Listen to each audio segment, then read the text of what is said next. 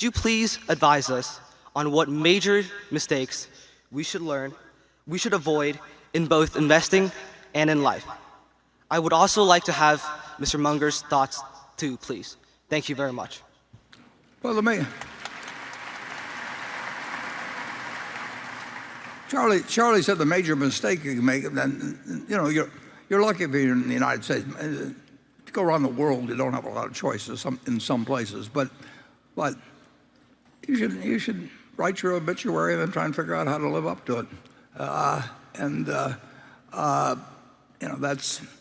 That's something you get wiser on as you go along. The business mistakes, you just want to make sure you don't make any mistakes that take you out of the game or come close to taking you out of your game. You should never have a night when you're worried about investing. I mean, assuming you have any money to invest at all, and you should spend a little bit less than you earn, and you can spend a little bit more than you earn, and then you've got debt, and the chances are you'll never get out of debt. I'll make an exception in terms of a mortgage on your house, but credit card debt, we're in the credit card business big time, and the world will stay in the credit card business. But why get behind the game? And if you're effectively paying 12 or 14 or whatever percent you're paying on a credit card, you're saying I'm going to earn more than 12 or 14% of money, and if you can do that, come to Berkshire Hathaway. So it's I hate to say this when Charlie's around me, but it's straight out of Ben Franklin. I mean, and it's not that complicated, but I'll give you a couple lessons. Tom Murphy, the first time I met him, said two things to me. He said, you can always tell someone to go to hell tomorrow. Well, that was great advice then, and think of what great advice it is when you sit down at a computer and screw your life up forever by telling somebody to go to hell or something else in 30 seconds and you can't erase it. And you haven't lost the option. And he said, praise by name, criticize by category. Well, what makes more sense than that? I mean, who do you like that criticizes you all the time? And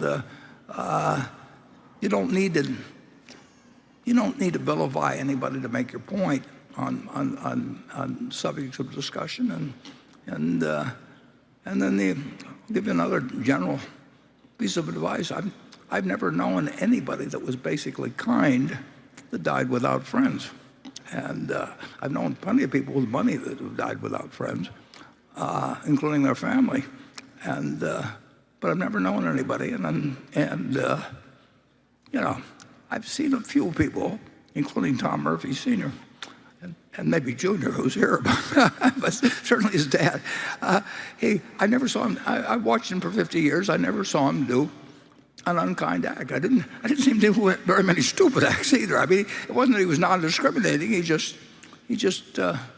decided that there was no reason to do it. And wow, what a difference that makes in life. Charlie? Well, it's so simple to spend less than you earn and invest shrewdly and avoid toxic people and toxic activities and try and keep learning all your life, et cetera, and do a lot of deferred gratification because you prefer life that way. And if you do all those things, you are almost certain to succeed. And if you don't, you're going to need a lot of luck. And you don't want to need a lot of luck. You want to go into a game where you're very likely to win without having any unusual luck. I'd add one more thought, too. You need to know how people can manipulate other people, and then you need to resist the temptation to do it yourself. Oh, yes. The toxic people who are trying to fool you or lie to you, who aren't reliable in meeting their commitments. The great lesson of life is get them the hell out of your life. Yeah. And do it fast. Do it fast. And I would add, Charlie, totally agree with me. Do it tactfully if possible, too. But do get them out of your life. Yes, yeah, I don't mind a little tact. Or even a little financial cost, but the question is getting them a hell out of the life.